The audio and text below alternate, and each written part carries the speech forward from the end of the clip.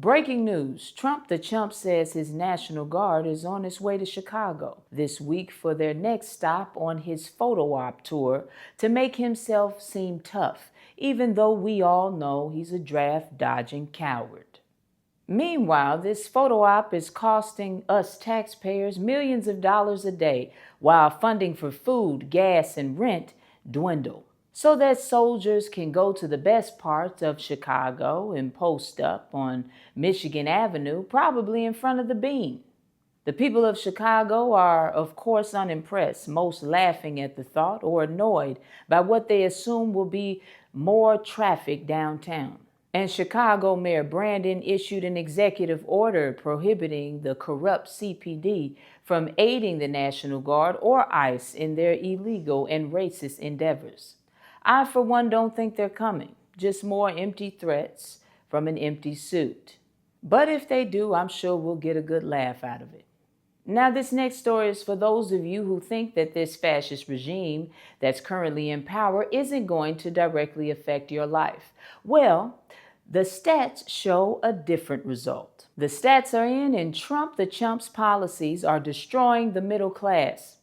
A society without a middle class is on its way to what would be our second Great Depression for this country. Most of us are too young to remember what the Great Depression was like, but from the history books we know people starved to death, there were no jobs, crime was at an all-time high, and families were split up. And it was worse for our Black ancestors who weren't given their fair share to begin with, even though they had just fought in a war for this country that hated them.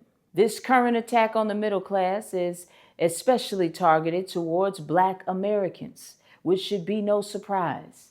It's right out of the playbook of Project 2025 that nobody read before they voted. That's also why you're seeing hundreds of thousands of Black women being laid off. That's a part of the overall strategy to kick Black people out of the middle class. I really hope you're picking up what I'm putting down today, y'all. Over the past few decades, U.S. economic policy has increasingly favored the wealthy, leaving the middle class, particularly Black Americans, behind. Under Trump the Chump's administration, many of these trends continue, with key policies furthering widening the gap between the rich and everyone else. American workers have also become nearly 60% more productive, but real wages have barely moved. So you're working harder for less money, even though it costs more to live. The wealth created has largely gone to the top. Incomes for the top 1% grew 160%, while the middle class's share of the national income fell from 62% in 1970 to just about 43% in 2022. Now let's talk about the impact on the Black middle class, which is the real target of this racist, fascist regime. Black Americans who already face systemic barriers to wealth and opportunity have been hit even harder.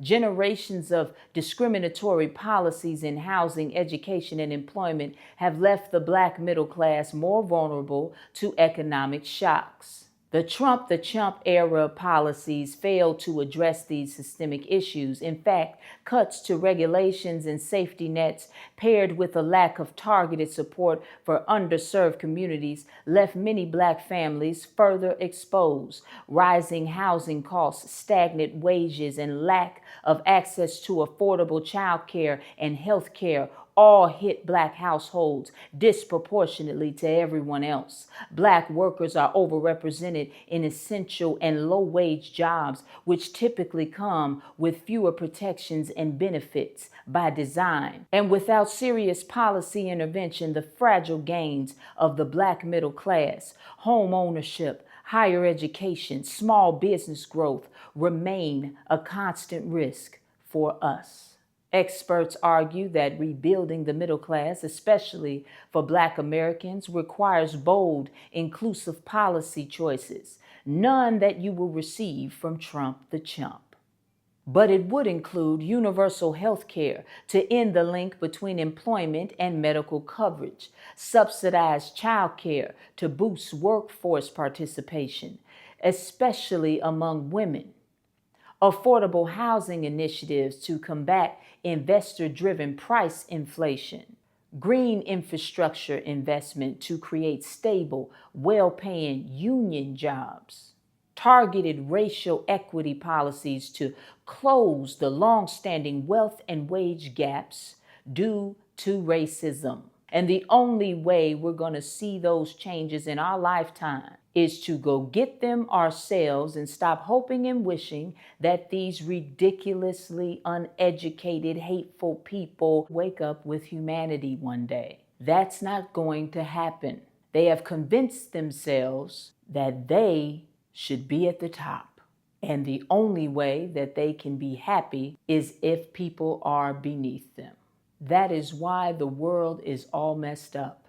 Because a group of people can't fathom living in a world where there is equality. The facts remain. Trump the chump and his administration's policies are accelerating the end of the middle class. Reversing this trend requires a shift away from everything that Project 2025 stands for. And yet it is in the driver's seat. It is real. Everything in there is playing out every day. If this doesn't push you to get involved in your community, if this doesn't push you to read some more books, to self-educate yourself, to get ready for what is coming, if this doesn't push you to gather and unite with your community, with your Black community, if this doesn't push you to take more interest in voting so that you can have actual representatives speaking for you and the needs of your community, then nothing will. Because none of this is hypothetical anymore. None of this is a maybe. It's a right now. It's legit. It is for real. It is not pretend. This is happening. You are losing everything. And the only way out of it is together. Black unity. As always, I love you, Black man. I love you, Black woman. Knowledge is power. Power to the people. Say it loud.